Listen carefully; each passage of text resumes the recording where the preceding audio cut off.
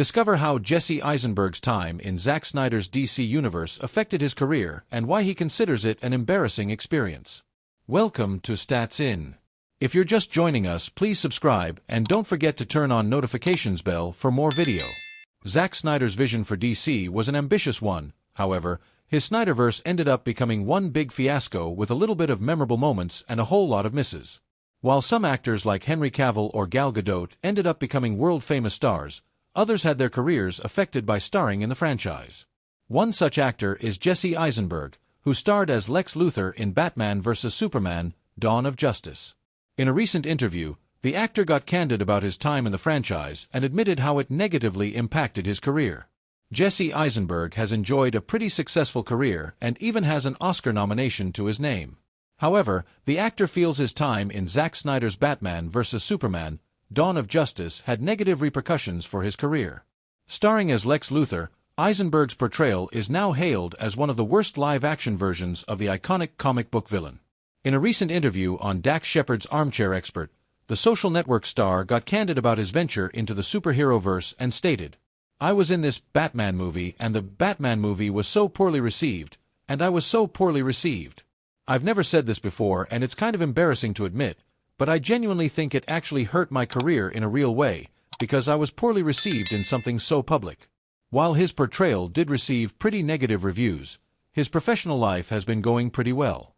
He produced the critically acclaimed documentary The World Before Your Feet, starred in the fairly well-received Zombieland, Double Tap, and recently earned 2 Golden Globe nominations for Best Actor in a Motion Picture, Musical or Comedy, and Best Screenplay for A Real Pain. Jesse Eisenberg's portrayal of Lex Luthor in Batman vs. Superman: Dawn of Justice is widely regarded as one of the film's weakest elements and has been labeled by fans and critics alike as embarrassingly bad. While Luthor is supposed to be this suave, calculated, egoistic genius with charisma and intellect, Eisenberg's version is eccentric, awkward, and twitchy, lacking any gravitas. One of the key criticisms was that Eisenberg's performance was disjointed and quirky, feeling out of place for a film as dramatic as Batman vs. Superman.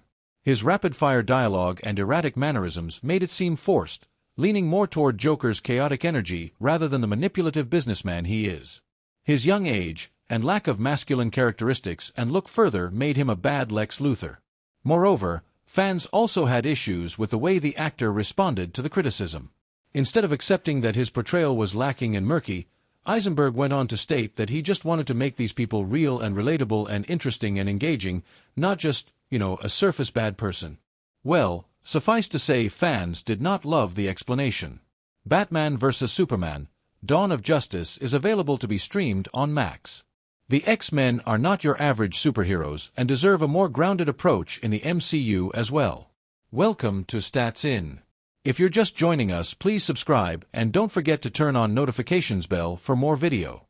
The MCU's new darlings, the X-Men, exist in a variety of comic universes, simultaneously with superheroes. However, on one hand, while the superheroes are almost religiously looked up to and seen as saviors, the X-Men have historically been subject to constant oppression and bigotry.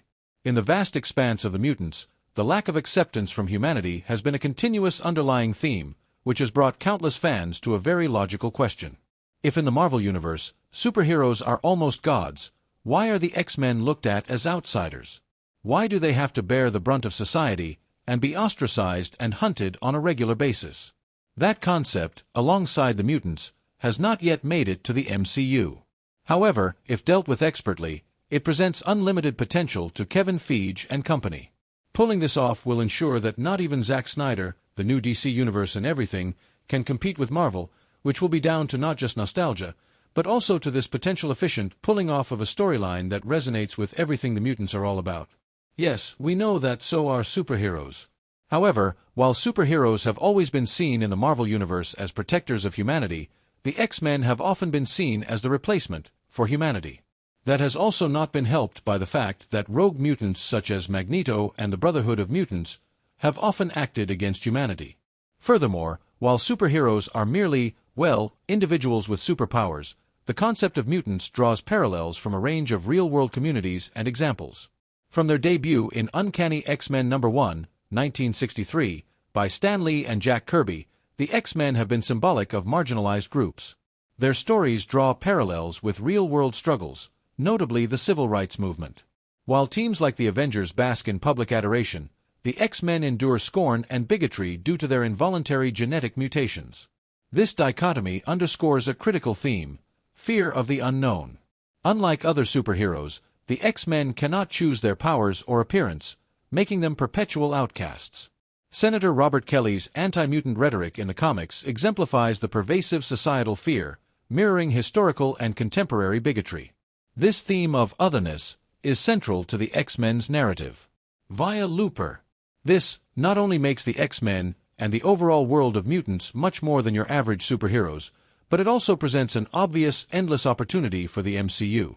Uncontrolled powers, cultural scapegoating, actual physical changes, and the fact that mutants have historically been involved in negative events as well, or at least accused of the same. All of these also have played a factor in the hatred the X-Men have to suffer from.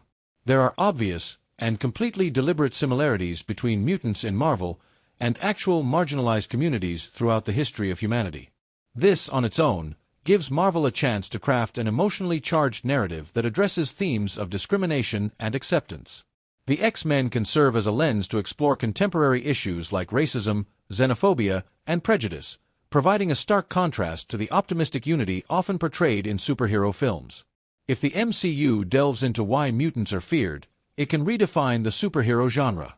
Storylines like Days of Future Past or The Fall of Mutants could be adapted to show the lengths governments and societies go to suppress perceived threats, offering viewers a compelling, thought-provoking experience that not only ensures that the concept and the actual discourse related to X-Men is brought to the big screen, it also blows away competition and ensures that the MCU becomes much more than what it is at present.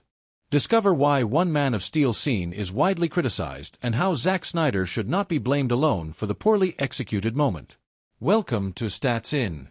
If you're just joining us, please subscribe and don't forget to turn on notifications bell for more video. Out of all Zack Snyder's Snyderverse movies, Henry Cavill's Superman debut, Man of Steel, is considered one of the best out there.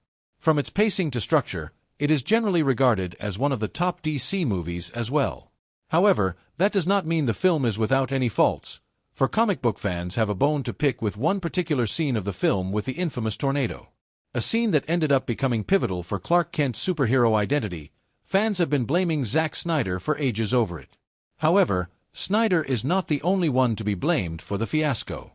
Hailed as one of the best Snyderverse films of all time, Man of Steel might be a great entry into the Geekverse, but it has its own faults that continue to haunt fans even years after its release. One of its most controversial scenes was the infamous tornado scene that occurred during the teenage years of Henry Cavill's Clark Kent.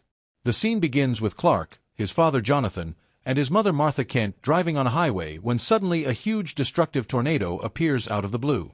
One thing leads to another. Jonathan ends up dying after being trapped by the tornado and declining Clark to help him since he believed he wasn't ready and the world wasn't ready for his powers. Meant to serve as a pivotal scene that emphasizes the theme of personal restraint and the burden of responsibility that Clark must carry as Superman. For years, fans and critics have criticized Zack Snyder for creating the poorly conceived scene. However, while Snyder carries the majority of the